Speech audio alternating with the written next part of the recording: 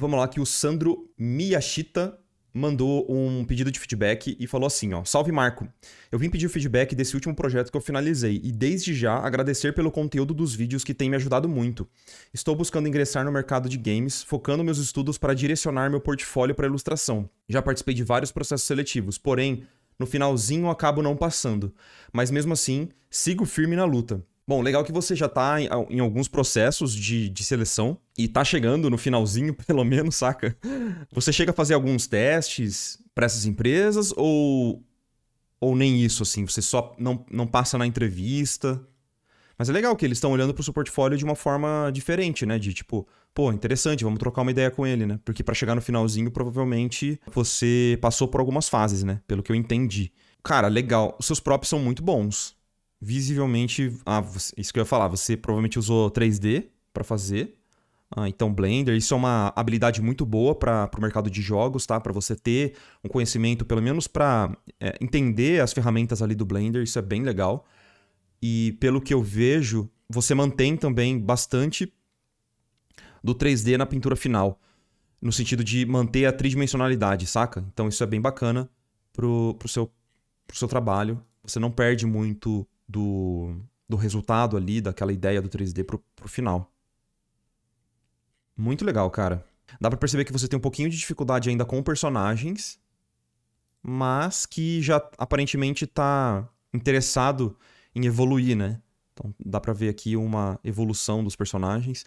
Falando um pouco sobre estilos, rapidamente, eu gosto mais dessa ideia que você tá indo agora, do Harvest, sabe? Porque ele vai pra uma parada um pouco mais icônica, que é mais fácil de ser utilizado em jogos. É claro que existem jogos mais realistas, mas pela linguagem que você demonstrou mais eficiência assim, e qualidade nos props, eu faria algo de semelhante nos personagens também, sabe? Aquela linguagem de jogos mobile bem parecida com Hay Day, com o Clash Royale, personagens mais cartoons, eu acredito que tem um pouquinho mais de mercado e seja mais fácil de entrar. Eu acredito que tem um pouco mais de mercado nessa parte de personagens estilizados, nem a questão do mercado, mas necessariamente da qualidade que você consegue atingir. Eu acho que é mais fácil de você conseguir em níveis mais iniciantes, tá? E é mais comercial, como o Cledson disse. Mas eu entendo também que existem muitos jogos mobile bem realistas e que funciona também. Só que é uma linguagem um pouco mais difícil de ter no portfólio e fazer funcionar, na minha opinião, saca? Então eu gosto do caminho que você tá indo. Eu faria mais personagens simples, sabe? Como esses aqui. Eu tenho algumas sugestões de fundamentos de pintura e de desenho mesmo, sabe? Mas eu gosto bastante da linha, como eu já mencionei anteriormente. Então, muito bacana. Eu vou trazer essa imagem aqui pro Photoshop e eu queria fazer um paintover e apontar algumas coisas que eu percebi que são frequentes nas suas imagens, tá? Vamos lá. Nessa aqui dá pra perceber uma das paradas que me incomodou à primeira vista nas outras imagens que você estava fazendo, que é a seguinte: a fonte de luz que você está usando, ela está variando de acordo com a sua vontade. Toma muito cuidado com isso, sabe, Sandro? Um exemplo bem claro aqui para você, tá? Percebe que essa galinha tem uma fonte de luz vinda da direita, essa aqui tem uma fonte de luz vinda de cima, e essa aqui tem uma fonte de luz um pouco mais inclinada, assim. Essa árvore está recebendo uma fonte de luz vinda da direita. A projeção de sombra, beleza, né? Agora, a casa, ela está recebendo ela está projetando uma sombra junto com a árvore, mas que tem umas paradinhas de, tipo, tá pegando luz aqui, mas não tá pegando no chão. Tem umas questões de falta de entendimento, talvez, dos fundamentos de luz, que eu acho que você poderia aprimorar, porque fica bem visível nesses personagens simplificados. Quanto mais simplificado é o seu personagem, mais fácil é de enxergar incongruência nesses fundamentos, sabe? Porque eles basicamente são sólidos básicos, né? Então eles basicamente são esferas, cubos, cilindros. Então tem que tomar bastante cuidado com isso, tá? Uma outra coisa que eu percebo é que as sombras que você pintou nos personagens estão muito escuras. Quando você tem uma cena muito clara como essa e você precisa vender uma ideia de cenário bem colorido, eu traria mais bouncing light nessas sombras para dar uma iluminada nela, sabe? Porque ela escura dessa forma, especialmente nesses aqui, ó, ela escura dessa forma acaba matando um pouco aquela ideia de personagens iluminados e de que tudo é fofinho e tudo é colorido, sabe? Então, para você trazer luz para suas sombras, você tem que pensar em luzes de rebatimento. Beleza? Eu vou pegar uma referência aqui que vai fazer bastante sentido para você, eu acredito. A própria linguagem do Hay Day, que é um jogo que você claramente usou como referência para os personagens, até esse personagem aqui do porquinho, o personagem que está lá no fundo, ele é claramente inspirado no Hay Day. Um jogo que eu gosto muito, que não é, faz parte ali da Supercell, mas não é do Hay Day, mas ele se chama Hay Day Pop. É uma versão mais cartoonizada e fofinha do Hay Day. Eu acho que ele é uma ótima referência para esses elementos tridimensionais que a gente estava conversando, ó, que são simples, né? Saca só, Hay Day Pop. Então você percebe aquilo que eu estava falando de uma sombra mais iluminada, ela é mais clara, né? A gente vê essa sombra com uma certa temperatura mais fria, mas ela é bem mais iluminada, ó. Aqui é a mesma coisa, tá vendo? Que ela tem uma sombra bem marcadinha, mas ela é mais clara do que você chegou a fazer ali. Ó, personagens isolados também têm uma fonte de luz bem clara, e a sombra é bem marcada, mas ela também é clara. Então tá vendo que tem uma fonte de luz direta e uma ring light, geralmente, essa luz de recorte. Percebe várias imagens do Hay Day tem essa mesma ideia, ó, de uma luz direta, vinda aqui da direita, né? E uma luz de recorte, ou uma luz que a gente chama de fill light. É uma luz de preenchimento na sombra, tá? Então, um setup de fonte de luz padrão, que é usado desde fotografia ou qualquer outra cena que você vai precisar iluminar algum personagem, geralmente eles usam uma fonte de luz que é chamada de key light, que seria a fonte de luz principal, a fill light, que é uma luz de preenchimento, que ela ilumina a sua sombra, e uma luz de recorte, tá? Que é uma luz que a gente chama de ring light em inglês, tá? Então eu vou pegar aqui, ó, three light scheme, esquema de 3 luzes. Vai perceber exatamente isso que eu tava falando, que é uma coisa que serve para todo mundo. Eu achei essa imagem aqui que define bem o que eu tô falando, ó. Então, essa imagem aqui, ela só tem a key light, que é a luz principal, né? Então ele ilumina o rosto do modelo aqui de frente, então é a nossa luz principal, e percebe como a sombra fica bem escura, certo? Agora, key light mais ring light, que seria a luz de recorte. Aqui não tá muito evidente que é uma luz de recorte, mas é uma luz que fica atrás do personagem. E depois uma fill light, que é uma luz que ela serve para preencher e iluminar a sua sombra. Percebe como a sombra fica muito mais clara? Nesse caso, você pode escurecer um pouco, não precisa ficar tão clara quanto tá aqui, né? Senão fica tudo iluminado, e eu também não gosto desse efeito. Mas eu acho que é um bom guia para você utilizar, sabe? Ó, uma outra referência melhor. Aqui, ó. Então aqui ele tá chamando a ring light de backlight, mas funciona da mesma forma, ó. Então elas isoladas, elas funcionam assim, ó. Key light, ring light e fill light. Então ó, tá vendo que ela ilumina a sombra. Então quando você soma elas, a gente chega nesse resultado que o Hay Day e outros jogos usam bastante, tá? Vários jogos usam bastante esse tipo de iluminação, porque ela é bem volumétrica, sabe? Ela é uma fonte de luz, é um esquema de luz extremamente volumétrico, tá? Então, ó, é uma ótima referência pra gente usar o próprio Hay Day Pop. Então, percebe o Greg, que é aquele personagemzinho ali, até a camisa, né, a vermelha, claramente você usou de referência, né? Então, vamos lá. Eu vou fazer um paintover bem simples, mas que acredito que vai trazer um pouco de congruência para essa fonte de luz, ok? Vamos lá. Então, a primeira coisa que eu vou fazer é clarear um pouco essas sombras, tá? Então, vamos usar uma layer de lighting aqui. E eu vou clarear usando o próprio azul, uma cor próxima de um violeta. Mas depois eu vou trazer um pouco mais de verde desse chão.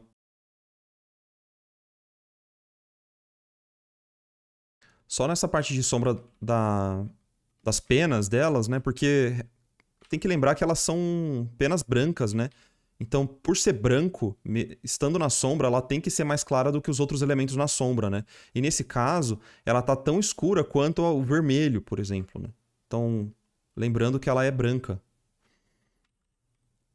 Então, ela tem que ser bem mais clara que o vermelho, mesmo na sombra, tá? Deixa eu trazer uma outra layer de lightning aqui. E eu vou clarear bem mais também, ó. Nessa área iluminada aqui. Como o sol tá bem direto nelas, então eu não vejo o problema de você clarear bastante, tá? Não precisa chegar tão próximo do branco, mas deixar bem clarinho nessa área iluminada vai ser ótimo para dar essa diferenciação de material também, tá? Tá ficando bem clarinho, mas eu vou tirando aos poucos essa fonte de luz muito clara aqui, ó. Porque eu sinto que tava ficando um pouco tingida essa cor também, sabe? Tá vendo que ela tá bem avermelhada?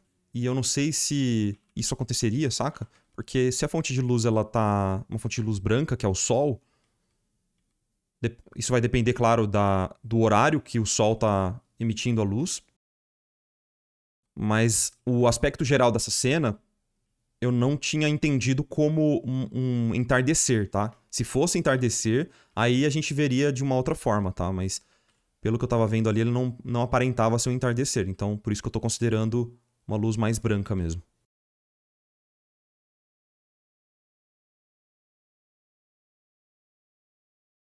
Agora eu vou voltar e vou clarear ainda mais. Agora eu tenho um contexto um pouco melhor, né?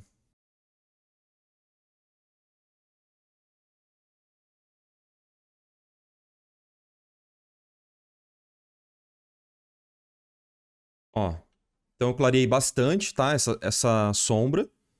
Eu ainda quero clarear mais os olhos. Os olhos eu acredito que eu vou ter que refazer, porque vai ser mais fácil pra mim. Mas ó, mais ou menos isso aqui. Uma coisa que eu queria que você notasse é a comparação entre as cores na sombra e na luz, tá? Porque era o que eu tava falando, né? A cor branca na sombra que você tava fazendo, ela tava tão clara quanto o vermelho na sombra. E isso não pode acontecer tanto, saca? A gente tem que ter essa distinção das cores. Ó, tá vendo? A gente tem que ter essa distinção das cores mesmo na sombra, né? E na luz a mesma coisa. Então, a gente pode até clarear um pouquinho esse vermelho para não deixar ele tão escuro. Até desaturar um pouquinho, trazer ele um pouco mais próximo do violeta. Eu trago sempre próximo do violeta, e vocês vão me ouvir falar muito disso, porque é uma cor bem chave pra gente usar na sombra, tá? Sempre que você tiver dúvida, traz um pouquinho de violeta na sombra, fica super bom. Até na pintura tradicional, né? Beleza? Acho que esse é um bom começo. Agora, eu vou dar uma suavizada na transição de luz e sombra. Então veja aqui, ó. Eu vou trazer um meio tom entre as duas. E eu vou trazer essa fonte de luz um pouquinho mais de cima. Beleza? Vinda da direita, mas um pouco mais de cima. Então, eu vou usar a minha Lasso Tool para também me ajudar nessa separação de elementos. Então, separar o rabinho do corpinho.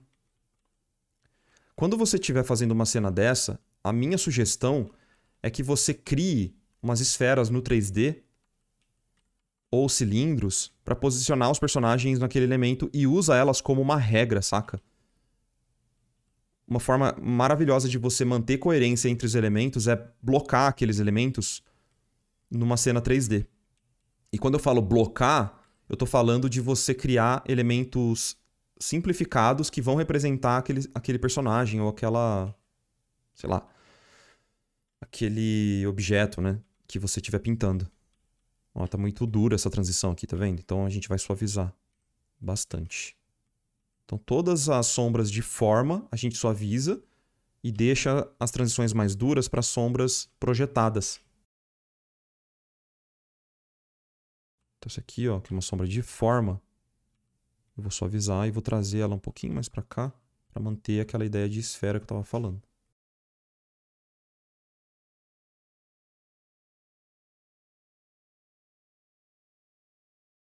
Fazer a mesma coisa aqui com esses objetos aqui, essa crista, né? Eu não lembro o nome disso. E agora a gente pode voltar a uma fonte de luz que a gente chama de bouncing light, a luz de rebatimento, tá? Que você pode encarar essa luz de rebatimento que vem do chão como uma fill light. Lembra que eu falei anteriormente? A fill light, ela pode ser uma luz que vai iluminar a sombra, mas ela não necessariamente precisa ser uma luz direta, sei lá, de uma lâmpada aqui. Ela pode ser uma luz que está batendo no chão e iluminando de volta o personagemzinho. Então você chegou a fazer isso no anterior, mas como estava muito escuro, a gente não conseguia ter muito parâmetro, né? Para comparação. Então agora eu vou selecionar essa fonte de luz e vou trazer aos pouquinhos, ó,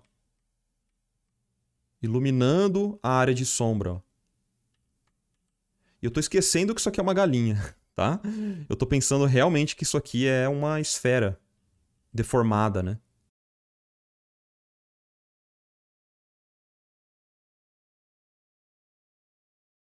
Limpar o bico. Esse bico aqui, por sinal, ele deveria estar em sombra, né? Porque ele tá todo virado para baixo. A gente consegue colocar uma cor um pouquinho mais colorida nele também, ó.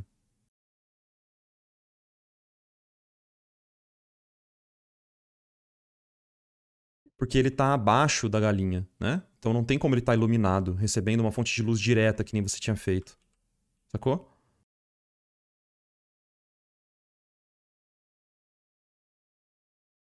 O que eu adoro fazer é girar a imagem para usar ela em outros ângulos e testar para ver se ela tá tridimensional em qualquer ângulo, saca? Porque às vezes a gente acomoda um pouco a nossa visão em uma fonte de luz só e, tipo, a imagem paradinha. Então, uma coisa que eu, girando ela, imaginando que a fonte de luz está girando junto, ela tem que funcionar em todos os lados. Então, percebe que agora, ó, você consegue até encontrar outras coisas que talvez estejam um pouco fora do lugar. Uma coisa que eu percebi bastante é a própria crina aqui, ó. Acho que ela poderia estar bem mais... Ela poderia estar recebendo uma fonte de luz um pouquinho mais da esquerda aqui nesse caso, né? E os highlights também estão muito lateralizados. Já vou mostrar o porquê.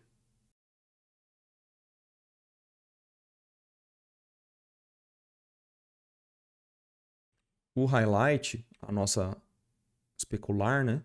Ela vai estar aqui, ó.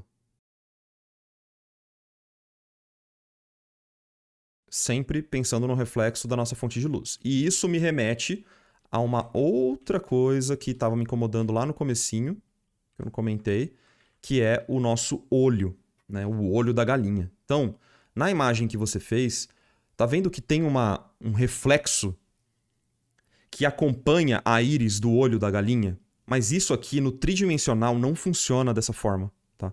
Porque, na verdade, o reflexo, o highlight, ele é o reflexo da nossa fonte de luz. Então, ele precisa estar virado para a fonte de luz. O highlight ele é uma relação entre a fonte de luz sendo refletida no objeto e incidindo no nosso olho. Então, ele não vai acompanhar a íris do personagem. Ele vai acompanhar o nosso olhar em relação à fonte de luz. É como se fosse os raios mesmo, assim, sabe? Tipo, saindo, batendo no olho e chegando na nossa retina, tá ligado? Um laser, tipo um laser brincando nos espelhos, assim. Então, quando você coloca o highlight acompanhando a íris, eu entendo o que você tá fazendo, mas não funciona muito dessa forma, tá? Numa pintura tridimensional. Pode ser que isso seja um macete utilizado dentro do jogo para fazer alguma coisa específica, mas numa pintura tridimensional que vai servir como uma key art ou uma splash art do jogo, independente, é importante que fique muito bonitinho, assim, tridimensional, sabe? E faça sentido, senão fica um reflexo que tá vindo do chão, fica um pouco estranho, até levemente macabro, saca? Então aqui nesse olho é onde a gente vai ver realmente se os fundamentos estão bem feitinhos, assim, sabe?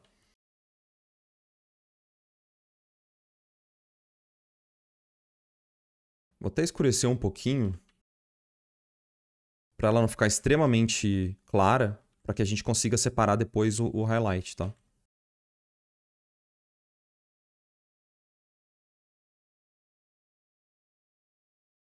Uma coisa que se você quiser muito colocar, eu posso até indicar um outro reflexo, né? Porque como essa esfera aqui ela vai ser extremamente brilhante, né? Porque ela vai estar polida e vai refletir bastante os elementos que estão à volta dela, a gente consegue criar uns outros reflexos que vão dar essa carinha de olho mesmo, né? Então eu vou pegar aqui, ó, agora sim o branco e vou fazer o reflexo, ó.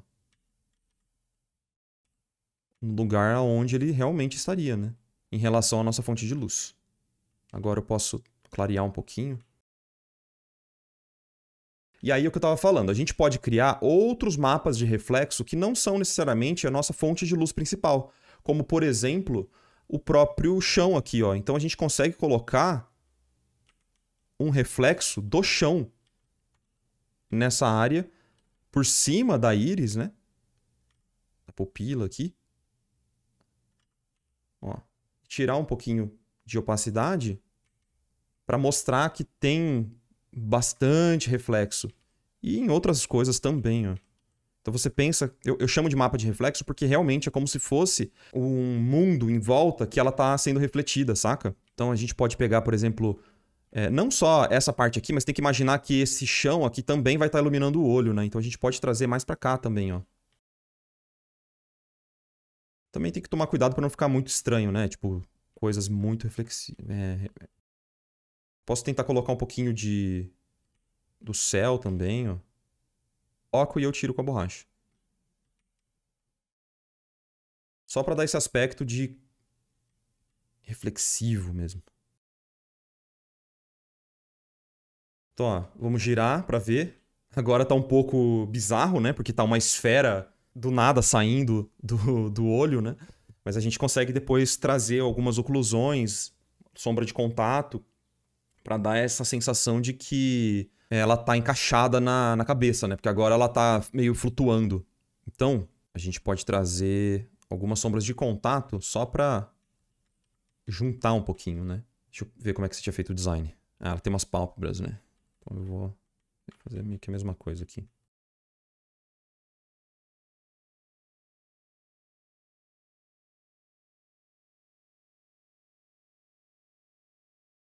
Eu tô fazendo como se fosse uma conexão, tá? Pensando nessa conexão do olho com uma pálpebra por cima. Então tem que ter esse recorte, senão fica muito esquisito, né?